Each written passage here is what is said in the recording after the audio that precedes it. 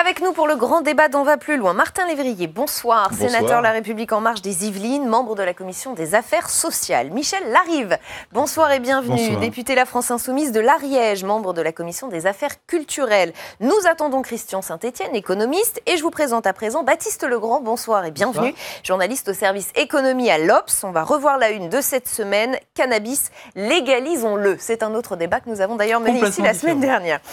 Martin Lévrier, vu la colère des partenaires sociaux, je me mets à la place des téléspectateurs, des Français qui seraient peut-être là en ce moment en chômage ou qui le seront un jour. Est-ce que le terme assurance chômage aura encore un sens ? Est-ce que le terme assurance existe encore ? Est-ce que vous pouvez rassurer peut-être les Français qui s'inquiètent ? Commençons par le commencement. La colère des partenaires sociaux, elle vient du fait qu'ils n'ont pas réussi à trouver un accord entre eux pendant 5 mois et je le dis bien malheureusement, j'aurais préféré 1000 fois qu'ils trouvent un accord, ils n'ont pas réussi, la lettre de cadrage était précise, peut-être trop, ils n'ont pas réussi. C'est le premier point qui est dommage. Le deuxième point, c'est donc, dans ces cas-là, l'État, le gouvernement prend la main, ce qu'il a fait, donc a fait des propositions, a pris des décisions, qui viennent d'être décidées. Et on entend Laurent Berger qui dit qu'elles sont très dures, ces dispositions prises par l'État. Est-ce que vous pouvez rassurer les Français ? Vous ne pouvez pas dire le contraire, puisqu'il n'a pas, lui, réussi sa négociation avec le MEDEF. Donc sa réaction est assez saine et normale. De ce côté-là, il est déçu, donc il est obligé de dire qu'il n'est pas très content. On ne va pas imaginer qu'il soit content alors qu'il n'a pas réussi de son côté. Rassurer les gens, oui, évidemment, parce que l'assurance chômage, aujourd'hui, c'est rentrer dans une logique de l'assurance vers du travail. Le paradigme de l'assurance chômage, c'était malgré tout une forme d'installation et de gens qui restaient longtemps, et on s'est rendu compte, en particulier depuis quelque temps, que la précarité avait pris le pas sur l'ensemble des process. Donc on a évolué sur ce côté-là pour tout faire pour que les gens qui arrivent au chômage en sortent dans les meilleures conditions et le plus vite possible. Alors c'est un peu autre chose que dit Laurent Berger, je vais juste répéter ces mots. Hier soir sur Public Sénat, on a l'impression que l'idée est de dire ces chômeurs, il faut les remettre au travail parce que finalement, ils n'ont pas vraiment envie de travailler. Michel Larive, est-ce que c'est aussi votre avis ? Est-ce que c'est un peu ce qui se dégage de ces annonces ? Oui, tout à fait. La logique, elle n'était pas celle qui vient d'être annoncée, mais elle était plutôt ordolibérale. C'est une logique où on dit il faut économiser, il faut aller chercher 3,4 milliards d'euros. Alors nous, on avait une solution, notamment l'ISF. Voilà. Mais l'idée, c'est toujours d'aller le chercher dans le même endroit, c'est-à-dire vers les plus précaires. Alors en fait, là, on transforme l'emploi en job, et on transforme le service public en quelque chose, en un outil répressif, et on transforme le chômeur en coupable de sa situation. Et là, on est très très loin du principe quand même de l'assurance chômage, qui est un principe de solidarité. Donc oui, non, je pense que ce qui a été dit n'était pas l'optique du gouvernement, parce que dans cette négociation qui a eu lieu, si vous posez comme principe la taxe des CDD d'usage, alors là, le MEDEF n'est pas d'accord. Après, derrière, une économie sur les allocataires, alors là, ce sont les syndicats qui ne sont pas d'accord. En fait, on a organisé la dissension pour pouvoir prendre la main et pouvoir après organiser la chose par décret. Organiser la dissension, je retiens ce terme, et pendant que vous parlez, on va faire rentrer notre quatrième invité, Christian Saint-Etienne, économiste, professeur d'économie au Conservatoire national des arts et métiers. Je vous laisse souffler un peu et je vous ferai réagir dans un instant. Baptiste Legrand, on y a encore eu cette petite phrase d'Emmanuel Macron hier lorsqu'il a visité un pôle emploi à Marseille. Il a dit « Vous avez envie de travailler, il y a des offres ». Est-ce que l'idée générale de ces annonces gouvernementales, c'est de dire en gros, il y a du boulot, allez-y ? Alors il y a du boulot, mais on peut se demander est-ce que ce sont des offres de qualité, premièrement ? C'est pas parce qu'il y a du travail que c'est un travail intéressant. Si les entreprises ont du mal à recruter, c'est peut-être aussi parce que leurs offres ne sont pas assez bien payées ou dans des conditions difficiles, etc. Dans d'autres secteurs, c'est un problème de formation. Et c'est vrai que le plan du gouvernement prévoit des moyens supplémentaires pour la formation des chômeurs. Ça va plutôt dans le bon sens. Ça prend du temps, en effet. Donc, est-ce qu'il suffit de traverser la rue pour retrouver un travail ? C'est sans doute plus compliqué que ça. Le pari du gouvernement, c'est qu'en durcissant les conditions d'accès aux allocations du chômage, les chômeurs seront contraints d'accepter plus facilement, plus rapidement une offre de travail. Christian Saint-Etienne, est-ce que votre regard d'économiste est semblable à ce qu'on vient d'entendre ? C'est-à-dire qu'en fait, c'est une réforme qui va pousser un peu à accepter tout et n'importe quoi, et tant pis, juste parce qu'il faut travailler. Si vous me demandez mon regard d'économiste, dans les comparaisons internationales, c'est plutôt soft. ce qui vient d'être fait, puisque c'est que la première partie de ma réponse. Oui, bien sûr. On attend la suite avec impatience. C'est plutôt soft, puisque, par exemple, on va passer de 4 à 6 mois de travail sur les 24 derniers. En Allemagne, qui est notre principal compétiteur depuis 20 ans, c'est 12 mois sur 24. Nous étions à 4 sur 28. Alors, il y a quand même beaucoup d'interrogations sur le chômage. Personne ne pense qu'il y a notamment les gens peu qualifiés ou dans les zones défavorisées, les gens ne trouvent pas de boulot, point. Ouais. Mais dans les métropoles, et notamment pour les travailleurs très qualifiés, il n'y a quasiment pas de chômage. Il est en dessous de 3 ou 3,5% dans les métropoles pour les gens qualifiés. Donc, on ne peut pas continuer d'avoir 3,5 millions de chômeurs et 350 000 emplois non pourvus. Alors ça, c'est la première partie de ma réponse. Donc, par rapport aux autres pays, c'est plutôt soft. C'est au fond une réduction des écarts entre la France et la moyenne des autres pays. Ceci étant, ça ne peut réussir que si, dans le même temps, on met l'accent sur la formation. Voilà. Donc, il faut impérativement ces deux jambes. Et je le répète, ça fait partie des intentions très claires du gouvernement. Voilà, mais il faut vraiment que ce soit mis en œuvre. Alors, d'ailleurs, on peut, juste pour terminer, coupler avec la réflexion sur la réforme des retraites, qui est là aussi assez modeste pour l'instant dans ce qu'on nous a annoncé. Mais quand on réfléchit au cycle de vie, on voit que, en fait, malheureusement, en France, c'est pas nouveau. Ça fait 30 ans qu'on ne forme quasiment pas les gens après 40 ans. Et le paradoxe absolu, c'est qu'on a un effort de formation professionnelle qui est assez élevé, qui est d'une 30aine de milliards d'euros par an, mais que pour l'essentiel, on forme les jeunes qualifiés de moins de 40 ans. Alors qu'il faudrait former les peu ou pas qualifiés de plus de 40 ans. Alors moi, j'ai une proposition depuis plusieurs années, facile à se souvenir.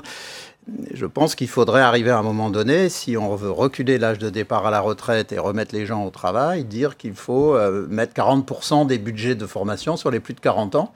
Parce que si on veut que les gens travaillent jusqu'à 62, 63, 64 ans et qu'ils trouvent du boulot, il faut qu'ils soient formés. Martin Lévrier, tout à l'heure, lors des questions au gouvernement, la sénatrice LR Frédérique Puissat a interpellé Muriel Pénicaud, vous y avez assisté, sur un point très précis. D'après elle, les partenaires sociaux avaient bel et bien trouvé un accord, et même à 2 reprises, en 2017 et en 2018. Et la ministre du Travail a un peu botté en touche. Je voudrais qu'on les écoute et je vous fais réagir après. Nous sommes juste dans le respect de la loi, Madame la sénatrice. La loi prévoit que si les partenaires sociaux ne définissent pas les règles de l'assurance chômage, c'est à l'État de prendre ses responsabilités. Nous prenons donc nos responsabilités. Je tiens simplement à dire que ce passage en force appuie sur 2 postulats faux. Les partenaires sociaux se sont mis d'accord à 2 reprises sur les enjeux que vous leur aviez posés, à 2 reprises 2017-2018. Et de surcroît, vos chiffres alarmants n'auront qu'un seul objectif, diviser la France, diviser les Français. Alors, la ministre n'a pas répondu sur le point de ces 2 accords qui auraient été trouvés en mars 2017 et février 2018 par les partenaires sociaux. 2 accords. Le premier qui a existé, effectivement, sous le gouvernement de M. Hollande, sous la présidence de M. Hollande, excusez-moi. Le deuxième était quasiment finalisé et vu l'évolution des lois qu'on avait faites et la rapidité de ce qui se passait, en particulier sur la précarité, souvenez-vous, le président de la République a parlé du bonus-malus qui n'était pas un sujet directement abordé dans cet accord-là et donc on a repris les accords à ce moment-là. Vous comprenez la question qui se pose, on se demande si le gouvernement, en fait, ça ne l'arrangeait pas qu'un accord soit trouvé. Je peux considérer que la question est légitime. Donner comme réponse que le gouvernement était à la manœuvre pour faire échouer me paraît une absurdité totale. L'objectif, depuis le début, c'est de se battre contre le chômage et de tout faire pour aider les chômeurs. Vous parliez tout à l'heure de formation et je suis complètement en ligne avec vous sur la formation, avec tous les efforts qu'on propose, avec une embauche de plus de 1000 personnes à Pôle emploi, alors que le chômage a baissé de déjà 1%. Donc avec cette logique, dès le premier mois de chômage, d'avoir 2 demi-journées de formation immédiate et de prise en main, avec la possibilité, avec la nouvelle loi sur la formation, d'être son propre acteur sur l'emploi, c'est essentiel. Et je crois qu'aujourd'hui, quand on parle d'emploi peu qualifié, je vous rejoins sur une certaine partie, mais il n'y a pas que le chômage des personnes, des seniors. Il y a un gros problème sur le chômage des jeunes parce qu'ils ne sont pas qualifiés là où il faut. Et donc il était urgent aussi de répondre à cette attente et on y répond par la formation dans un premier temps et par l'accompagnement permanent. Et puis le deuxième point, c'est qu'il faut marcher sur toutes ses jambes. Et il fallait aussi changer les mauvaises habitudes des entreprises qui se sont installées dans cette logique de précarité en utilisant les CDD sans arrêt, en utilisant les CDDU de façon complètement scandaleuse souvent. Donc il fallait changer. Dans certaines branches. Dans certaines branches, même beaucoup les utilisaient alors qu'elles n'avaient pas le droit. Les CDDU, c'était un vrai problème. Et Ensuite, vous aviez, si vous voulez, cette habitude d'appeler des gens pour les embaucher 4 heures, 8 heures. On installe des gens dans une précarité épouvantable. On doit absolument, avant même de parler du chômage, de s'intéresser à chaque personne en difficulté. Michel Larive.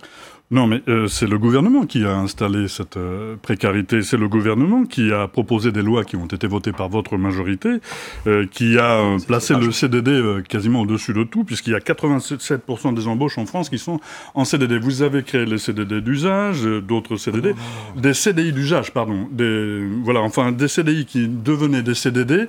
En fait, vous avez mis comme norme le CDD alors que c'était le CDI. Ensuite, je reviens sur ce que vous disiez, messieurs. Il y a 300 000 emplois non pourvus et il y a 6 millions de chômeurs. Le problème, il est là. Il y a 6 millions de chômeurs et 300 000 emplois non pourvus. Il y a un décalage. Donc, ce qui manque, c'est de l'emploi. Voilà, et donc c'est la création peut-être d'emplois. Peut-être. Oui, mais d'accord. Donc à partir de ce moment-là, vous voulez dire qu'il ne faut pas accuser les chômeurs d'être au chômage. C'est ça que vous voulez dire. N'accusez pas les chômeurs d'être au chômage. Si, vous les accusez parce que quand les 350 000, s'ils tombaient à 100 000, tout le monde irait mieux.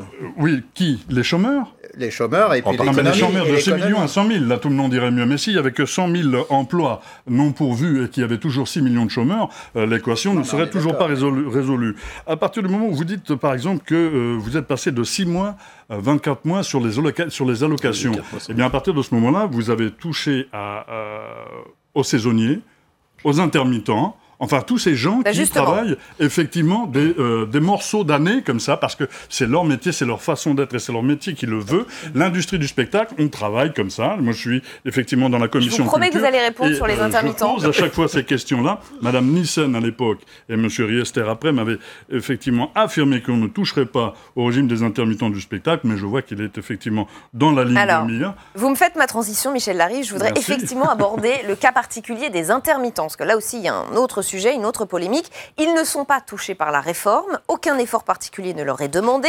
C'est assez inédit. Alors pourquoi? La question a été posée à Muriel Pénicaud, elle toujours, dimanche dernier sur RTL. Écoutez. Je vous propose de poser la question aux partenaires sociaux, puisque ce régime, c'est les partenaires sociaux qui doivent envoyer un document aux partenaires sociaux spécifiques du régime spécifique d'intermittents du spectacle pour que ça bouge. Nous, on avait envoyé un document de cadrage qui proposait de lutter contre cette précarité, qui proposait de changer les règles. C'est là-dessus qu'ils n'ont pas abouti. Le reste, c'est leur responsabilité. Ils le feront peut-être, j'en sais rien, moi. Et la fureur des partenaires sociaux qui accusent la ministre de mensonge. C'est le gouvernement qui a rendu le sujet tabou dans sa lettre de cadrage. Écoutez.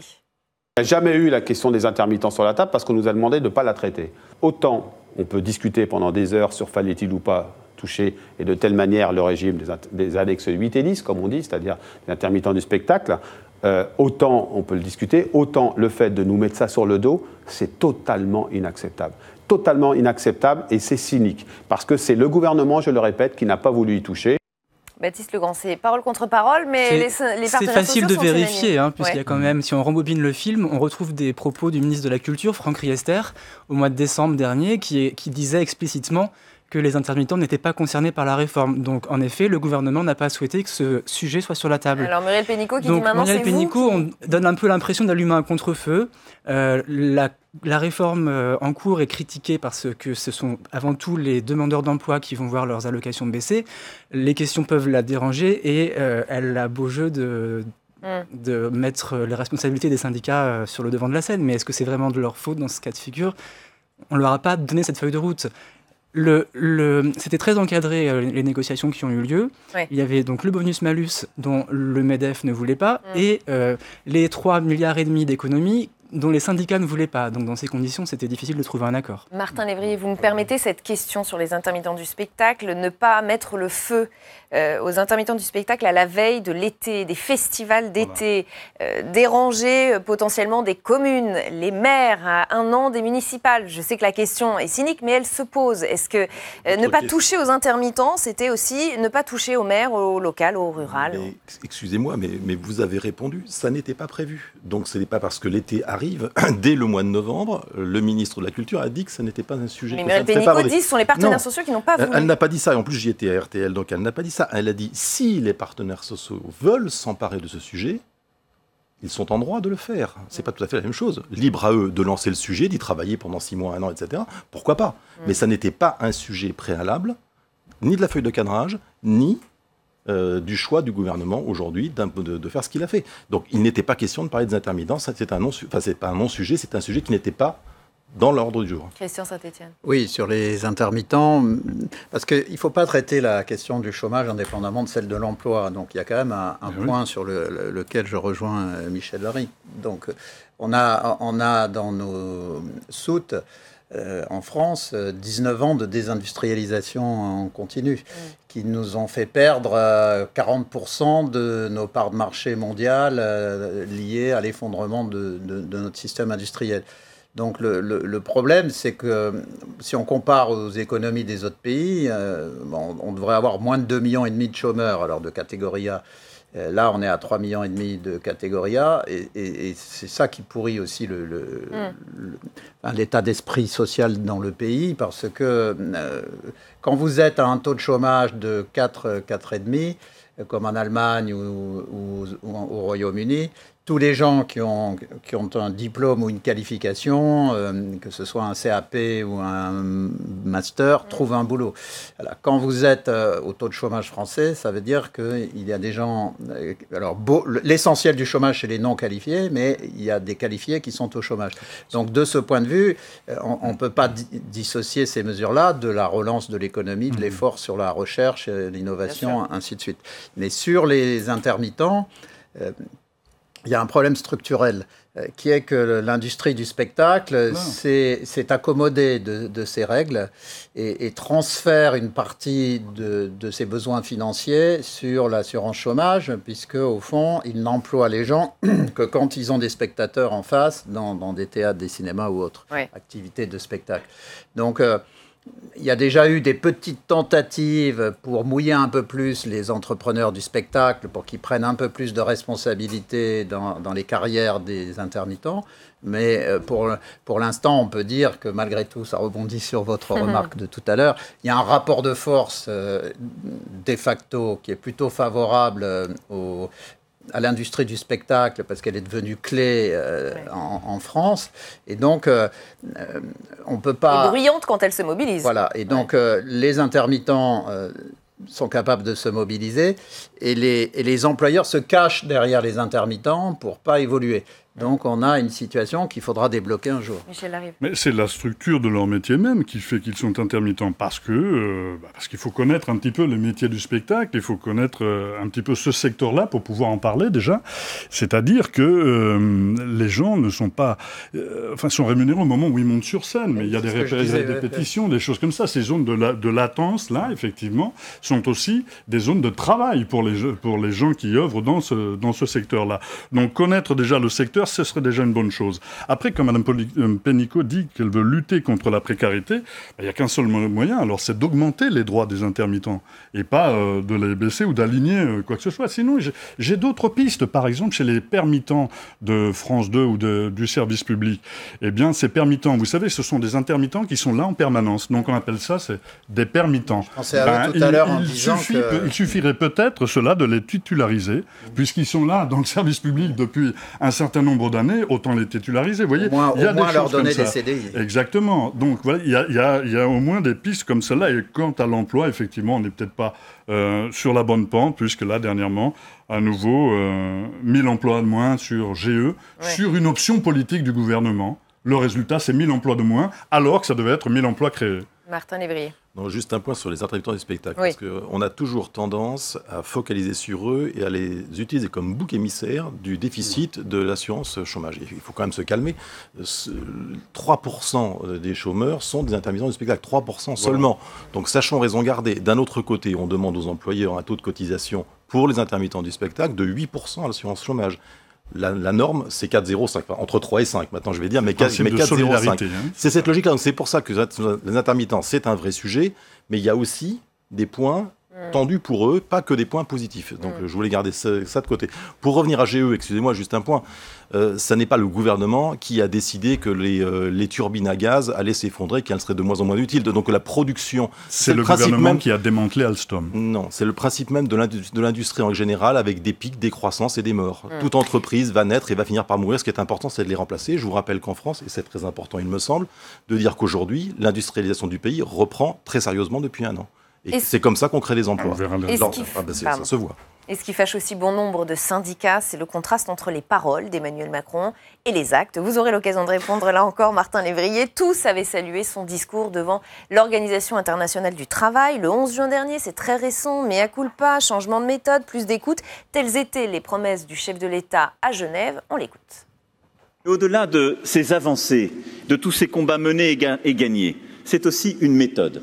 Et une méthode, je dois le dire, et nous en parlions à l'instant même, avec les organisations syndicales et patronales françaises, dont nous avons sans doute beaucoup à apprendre pour nous-mêmes. Celle du dialogue tripartite. La réunion à parts égales des États, des représentants syndicaux, des organisations patronales dans une seule et même instance. Ce cadre peut se révéler exigeant. Il faut, je le sais, remettre plusieurs fois l'ouvrage sur le métier, accepter que la prise de décision prenne parfois plus de temps. Mais cela permet d'avoir des résultats solides. Et c'est la nature même du compromis que d'encourager les échanges et de les assumer. Et au lendemain de ce discours, Baptiste Legrand, il y a eu cette annonce de réforme de l'assurance chômage. Beaucoup de responsables de gauche et de partenaires sociaux ont dit « mais ce n'est pas du tout la méthode qu'il emploie ». Les partenaires sociaux ont eu une première phase d'observation au début du quinquennat et je pense que désormais, au bout de 2 ans, on peut quand même souligner que ce consensus, le débat, le dialogue avec le gouvernement est plutôt grippé. Alors, pas sur tous les sujets. Sur la réforme des retraites, l'ensemble des organisations syndicales et patronales saluent le travail de concertation et d'écoute qui a eu lieu. Ah, quand même. Après, sur l'assurance chômage, effectivement, on n'était pas dans cette logique-là. Donc, mieux vaut juger un chef d'État à ses actes qu'à ses discours. Et en l'occurrence, les actes sont plutôt donnent plutôt la tendance. C'est une reprise en main de l'assurance chômage par l'État. C'est le politique qui choisit et qui tranche. Mais Martin Lévrier va vous dire que c'est parce qu'ils ne se sont pas mis d'accord. Je vous remercie de le dire. Et vous m'avez pris mon argument sur le travail qui est colossal, qui est en train d'être fait sur les retraites, où depuis presque 2 ans, il y a une négociation permanente entre le haut-commissaire Jean-Paul Delevoye et l'ensemble des syndicats. Donc un véritable travail de fond, par étapes, en transparence avec tout le monde.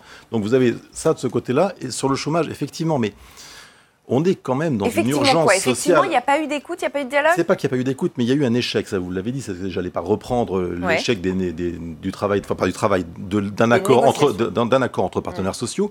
Une fois qu'on a dit ça, qu'est-ce qu'on fait? On reste au milieu du gué, on dit c'est pas grave, gardons les chômeurs, continuons le déficit, 35 milliards de déficit, est-ce qu'on continue, de dette, pardon, est-ce qu'on continue comme ça? Le régime allait vers l'équilibre. Oui, mais c'est pas suffisant. C'est pas suffisant. Si on reprend une crise, il faut accélérer. Il faut surtout accélérer pour faire baisser le nombre de chômeurs. Et ça, c'est une urgence de notre pays. Et c'est le rôle de l'État à un moment. Quand des négociations échouent, c'est le rôle de l'État, selon moi, de prendre ses responsabilités et de les assumer dans ces cas-là. Michel Larrive, vous pouvez peut-être répondre à cette question. Qu'est-ce qu'on aurait fait? Il n'arrivait pas à se mettre d'accord. Il fallait peut-être une autre politique économique, une autre politique, plutôt que de s'attaquer à l'assurance chômage. La cause, mettre en cause l'assurance chômage parce qu'il y a cette crise économique, moi je ne comprends pas d'où vous tenez cette chose-là. Et puis là, je vois, par exemple, vous parlez des retraites. La problématique que vous avez sur l'assurance chômage, vous allez retrouver exactement la même problématique pour les retraites et dans les mêmes secteurs.